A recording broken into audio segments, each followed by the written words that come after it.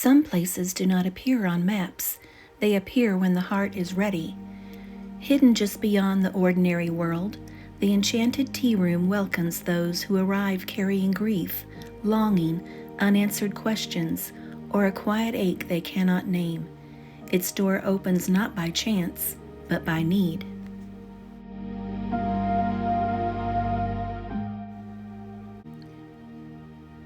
The man had heard about the Enchanted Tea Room the way people always did, secondhand, embellished, sharpened into something useful. "It's a place that fixes you," someone said. "A place where answers appear," said another. "A place that gives you what you ask for." That was enough. He wanted to find this tea room badly, so much that it felt like a need, though it wasn't. His wife had died in an accident and he was grieving terribly. He wanted relief without reckoning, restoration without surrender. He wanted the ache gone, not understood. So he went looking for this enchanted tea room that he was convinced would be able to cure his grief. He followed directions that contradicted themselves, a lane that curved back on itself, a path that seemed older than it should be. He searched every day for weeks. And then one afternoon he saw the path. It was the stone path he had heard of. He quickly walked up the path to the tea room. When he saw the door, it was plain wood with a simple bell. He felt a sharp thrill of certainty. There it is. He reached for the handle. It did not move. He frowned and tried again, harder this time. The door remained still, warm beneath his palm, but unyielding, like a hand refusing a handshake. "This is ridiculous," he muttered, knocking sharply. No answer. He rang the bell once, twice. The sound did not carry. It fell flat, swallowed by the air. He stepped back and examined the building. It looked real enough, with windows, hearth smoke drifting faintly upward, and light glowing inside. He could see the warmth. "Open," he said aloud, as if the place were merely stubborn. Nothing happened. He felt irritation rise, followed quickly by something colder, fear perhaps, or the threat of being denied. He had not come all this way to be turned away by a simple door. "I deserve this," he said, louder now. "I need help." The words rang hollow even to him. He tried the handle again. This time the door seemed farther away. Not physically, but inwardly, as if something had shifted, subtle and precise, placing the tea room just out of reach. A voice, not spoken, not heard, settled into him instead. "You are reaching for escape, not healing." He stiffened. "You don't get to decide that." The warmth behind the door dimmed, not in rejection, but restraint. "Healing requires honesty," the presence continued. "You have brought demands." He laughed bitterly. "So what, there's a test?" "No," the tea room answered gently. "There is readiness." He leaned forward against the door, and then, the fight draining out of him faster than he expected, beneath his frustration was something raw, grief he had refused to name, guilt he had buried under busyness, a fear that if he stopped controlling the story, it would swallow him whole. "I don't know how to do this any other way," he whispered. He became aware of how tired he was, not the dramatic kind, but the bone-deep weariness of someone who had been performing strength for too long. He stepped back and sat down, not in surrender yet, but in pause. The door did not open, but the road behind him softened. The building blurred slightly at the edges, like a memory deciding whether to stay. "You'll still be here," he said quietly, "won't you?" The tea room did not answer. It never promises. When he stood again, the door was gone. So was the building. Only the garden and stone path remained, ordinary, unenchanted, waiting. He walked away angry. He walked away unchanged. But somewhere, deep and unwelcome, a truth had lodged itself. The tea room had not rejected him. It had refused to lie. And one day, when wanting gave way to needing and control loosened into courage, the bell would ring and the door would open. The Door That Would Not Open, Part 2. He did not recognize the path at first. That was how he knew something had changed. Before, he had followed directions, half-remembered turns, insistence rather than trust. This time, he was simply walking, no destination in mind, no demand carried in his chest, just a quiet heaviness he had finally stopped arguing with. He had failed at fixing himself. The thought no longer felt like an accusation, it felt like the truth. He stopped when the air shifted. Not dramatically, just enough that the silence grew intentional, as though the world had decided to listen. He looked up and saw the door.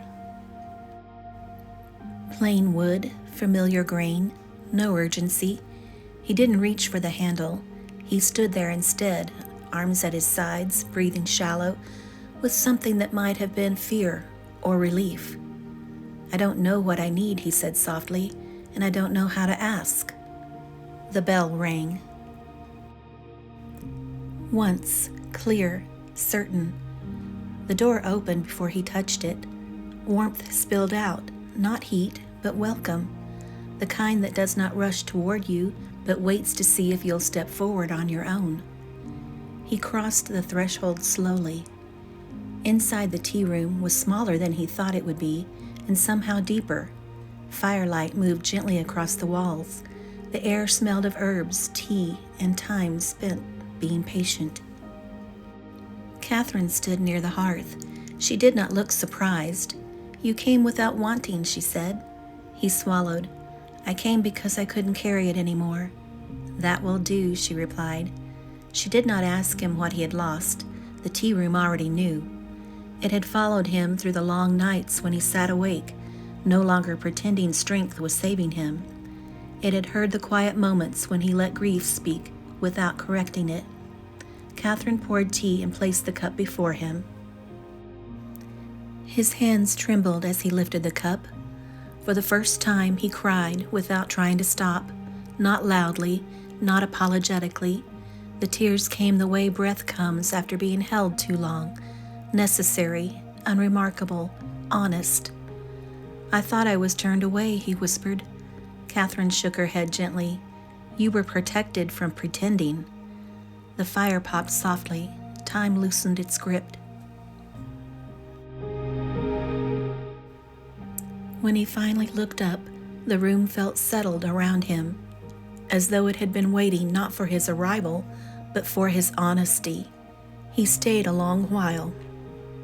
And when he left, the door remained open, because this time he did not come to take something, he came to be held.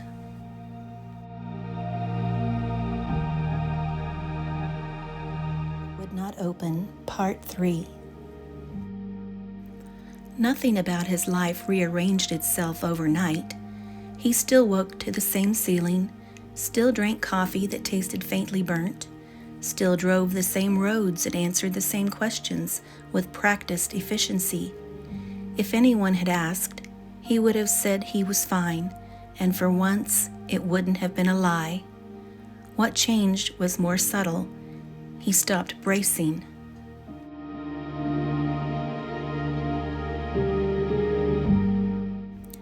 Before the tea room, every day had begun with a tightening, shoulders lifting slightly, jaw set, breath held just a second too long. Afterward, he noticed mornings arrived without that reflex. He still felt the weight of his life, but it no longer demanded armor.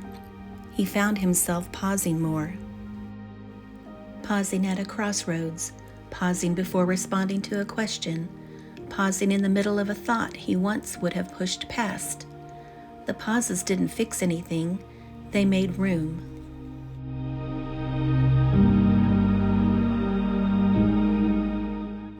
Grief still came. He missed his wife terribly. She had died so suddenly. But it no longer ambushed him.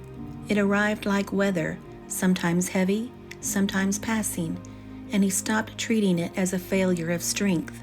When sadness surfaced, he let it finish its sentence. He slept differently, not longer, but more deeply.